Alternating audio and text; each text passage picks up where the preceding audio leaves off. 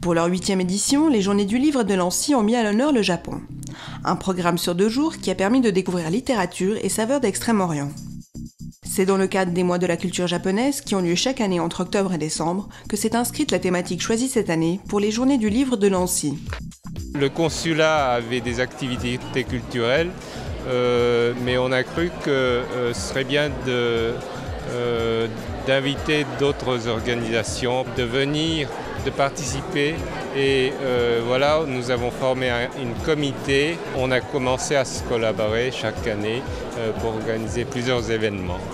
C'est d'un côté pour expliquer la culture japonaise, mais aussi ça aide à faire des échanges entre le Japon et Genève. Et comme la journée du livre à Nancy est quelque chose qui attire beaucoup de gens, nous sommes très ravis de pouvoir représenter la culture japonaise ici.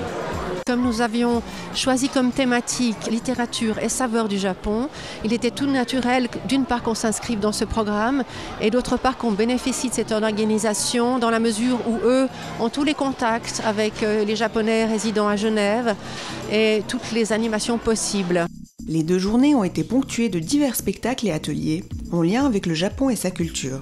La partie officielle a commencé tout de suite en force avec la présence de monsieur l'ambassadeur, chef du consulat à Genève, qui nous a fait l'honneur de sa présence et qui a pris la parole tout à l'heure pour montrer à quel point Nancy est inscrite dans ce programme.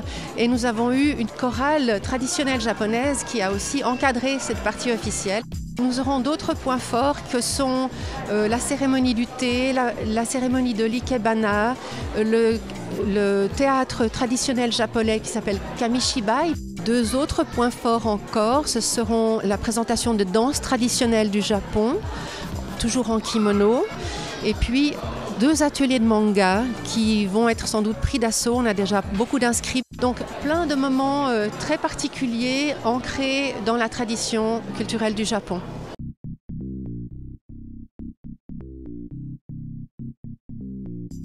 L'art de l'ikebana se transmet de mère en fille dans la famille Shimada.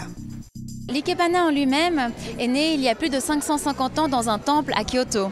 C'était une offrande des moines pour l'autel bouddhique. C'est une cérémonie qui est faite pour marquer le respect envers ses invités. Et c'est une cérémonie donc très protocolaire et très noble, qui ne se fait pas tous les jours bien sûr, mais qui ne se fait que pour les personnes pour lesquelles on a énormément de respect. Rendez-vous l'année prochaine pour d'autres horizons littéraires.